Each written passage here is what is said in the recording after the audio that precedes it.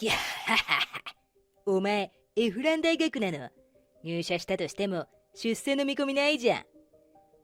俺の名前は川口博士、21歳の学生だ。今日は内定した企業の研修の日。俺の受けた会社はある保険会社で、採用人数は50名程度だった。会場に到着し、広い会議室に入ると、すでに多くの内定者が指定された席に座っている。今日は研修でグループワークをやるのか、いくつかのグループ席が用意されていた。採用面接の時とは打って変わって穏やかな雰囲気だ。皆出身大学やどうしてこの企業を選んだのかなど、たわいもない話に花を咲かせていた。俺は受付で番号を見て自分の席に行ったのだけど、俺が指定された席のテーブルには高級スーツを着崩して足を組み、周りの迷惑もはばからない感じでバカ笑いしている嫌な感じの学生が座っていた。髪の毛は明るい茶髪で、どう見ても内定者らしくなかった。彼の容姿に違和感を感じつつ、近づいて挨拶すると、俺のことを睨みつけて、はあ？川口博士だと。しょぼくれた名前だな。なんだよ、うちのテーブル、あと一人分席が空いていたから、高学歴の可愛い女子が来ると予想していたのに、こんな見るからにボンクラの無能で、エフラン大確定みたいなやつがチームに入ったんじゃ、どうしようもねえな。そんなことを言った。俺はイケメンではないが、かといって人を不快にさせるような格好はしていない。それなのに、だらしなく高級スーツを着こなして、しかも茶髪のヤンキーみたいな風貌の男に、そんなことを言われるのは心外だった。だけど、ここでそんなことを言っても仕方ないから、気持ちを抑えて、とりあえず席に着いた。奴らは研修が始まるまでうるさく話していたが、そのおかげで大体の事情が飲み込めた。この茶髪男の名前は、何山悟、難関大卒らしい。なんでこの茶髪男が内定者研修でこんなに幅を利かせているのかというと、なんでも彼の叔父がこの会社の社長で、そのコネで受かったという話だった。だから自分は内定するのが当たり前と思っているだけじゃなくて、いずれこの会社は自分のものになるという気持ちでいるらしく、今から社長を気取って他の内定者相手にマウントを取っているらしかった。俺はこの企業を受ける前にいろいろと企業調査をしたが、経営者の何山氏は立派な人物だし、優良企業だったので、こんな見るからにドラ息子の悟が今内定者として一緒にいることがどうも不思議で仕方なかった。だけど彼は他の内定者に自分と社長とのツーショット写真を見せるなどしていたため、どうやら本当のようだ。まあ、どこの企業でも何かしら問題はあるだろうから、この会社の問題はこのドラ息子の悟なのかもしれない。内定した会社の知らなかった一面を見た気がして、俺は少し不安になった。その後、内定者研修が始まった。研修の内容は社会人としてのビジネスマナーや入社前に知っておくべき業務に関する知識などが大半だった。今回の内容はグループワークが多くて、たびたび意見を交わしたり作業をすることが多かったのだが、問題はうちのチームには例の茶髪男何山がいることだった。彼は自分は社長になるからグループワークなんか知らんと言って全く協調性のない行動を繰り返した。しかもグループの中の数人は彼が会社の社長になる男だという話を鵜呑みにして彼に同調して取り巻きになっている。だからうちのグループのディスカッションは難航した。今回の研修ではグループ対抗のゲーム方式が取られていて、ディスカッションの内容やグループのメンバーの発表などで各グループに得点が割り振られる形式となっていた。入社時の成績に直結するわけではなく、あくまで内定者同士の交流を促すゲームなのだが、俺はそんな意見絶対に支持しないぞ。面倒くさいから解決策はお前らが勝手に考えとけ。俺よりエフラン大卒の意見を通すのか。ふざけんな。こんな調子で何山が輪を乱してばかりいるものだから、うちのグループは意見がまとまらずにタイムオーバーになってしまうことも多く、ミスばかり積み重ねていた。だけど何山はなぜか俺のことを目の敵にしているようで、おい川口、お前みたいな無能がいるせいで俺たちのグループがビリじゃねえかよ。責任取れ。などと恫喝するのだった。グループがビリなのはお前のせいだというのに。そんなこんなで研修は進んでいったのだが、最後の最後にグループの中で代表者2名を決めて、自分たちが考えた会社の今後の戦略について簡単なプレゼンをすることになった。面倒くさがりの何山は、こんなのやらねえぞ。どうせ俺たちのグループはビリ。今から何やったって順位は変わらねえんだ。エフランが適当にやっとけ。そんなことを言って俺にプレゼンを押し付けた。そこで仕方なく俺は同じチームの女子と一緒に2人で発表することになった。一緒にプレゼンすることになった彼女は高校の時に美術部だったそうで、絵を描くのが得意だった。そこで俺は彼女に簡単な図説を模造紙に描いてもらって、それを自分が説明することにしたのだ。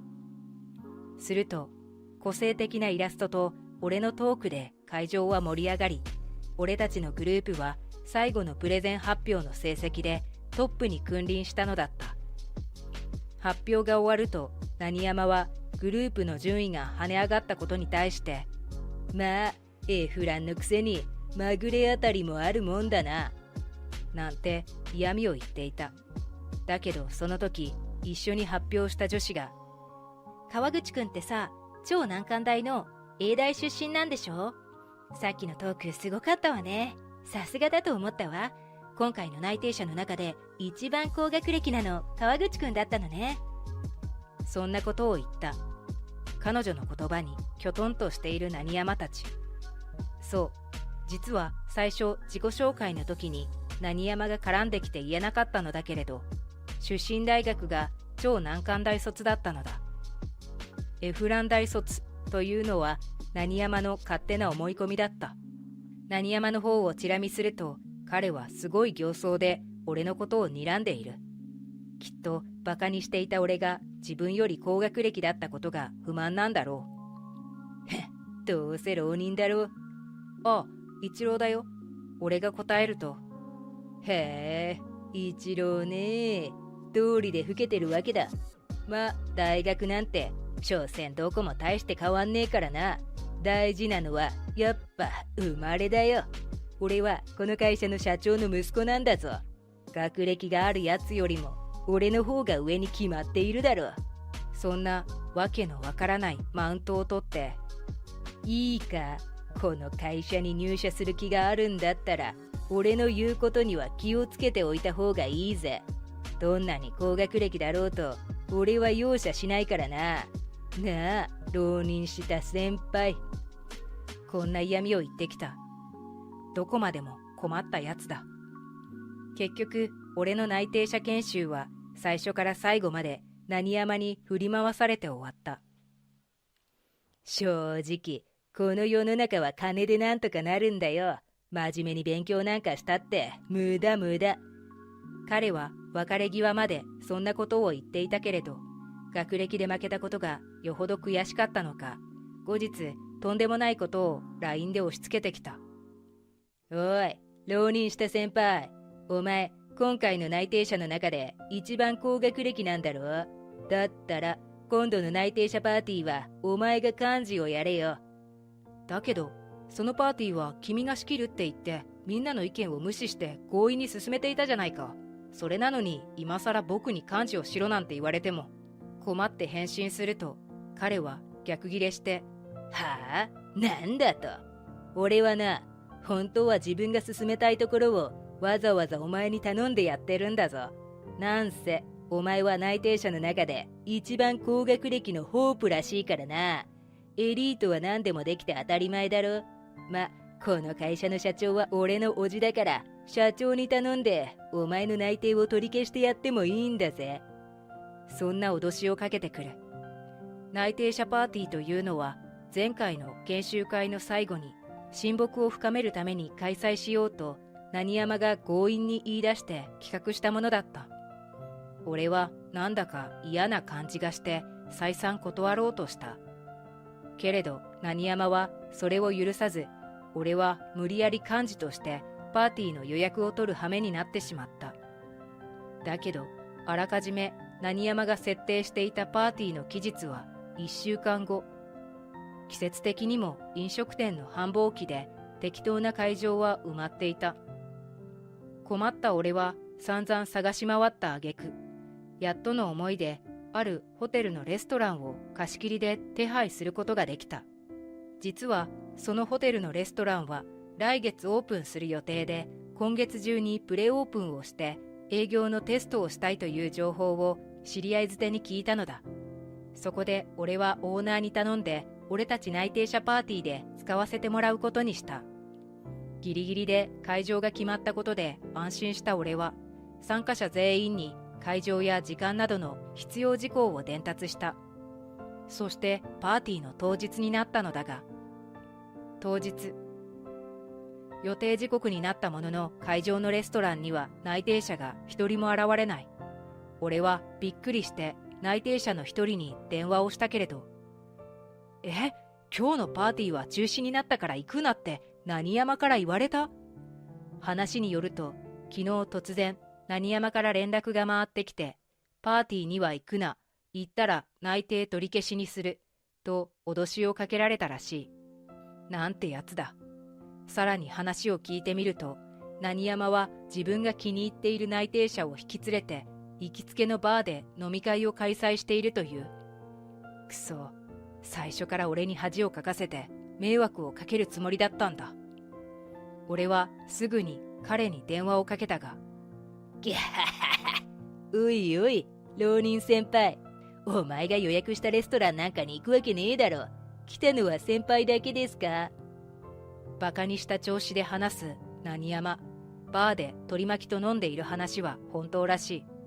だけど、その時、俺は彼らに告げてやった。わかったよ。だけど、一つ言っておこう。君と一緒にバーにいる全員はきっと不採用になるね。すると彼は酔っ払いながら電話の向こうでわめいた。はあ？不採用だと？何様のつもりだ？寝ぼけてんのか？お前も内定者だろ。お前にそんなことを言う権利はない。俺は社長の親族だぞ。クビにするなら俺がお前をクビにしてやる。だけど俺はひるまず、ああ、そういえば今日予約したレストランのオーナーが食材が無駄になったことに対して怒っているんだ。君のせいなんだから少し話してやってくれよ。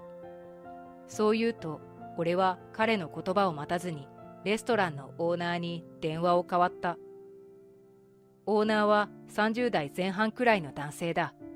彼は受話器を受け取ると、久しぶりだな、悟。そう言った。その声は、もしかして、いとこのたける兄さん？そう。実は今日予約したレストランのオーナーは何山の親族の一人。しかも会社の現社長の実の息子だったのだ。何山にとっては重刑にあたる。彼は会社を継がずにずっと海外で料理の修行をしていたのだが、それが今年になって日本に戻ってきて、来月からホテルにレストランをオープンさせる予定になっていたのだ。実は数日前、予約できる店が見つからずに困った俺は人事部に相談した。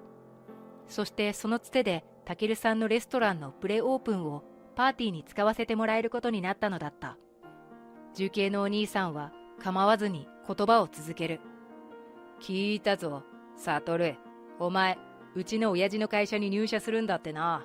なんでも就活でどこも採用面接に受からなくて落ちこぼれたそうじゃないか。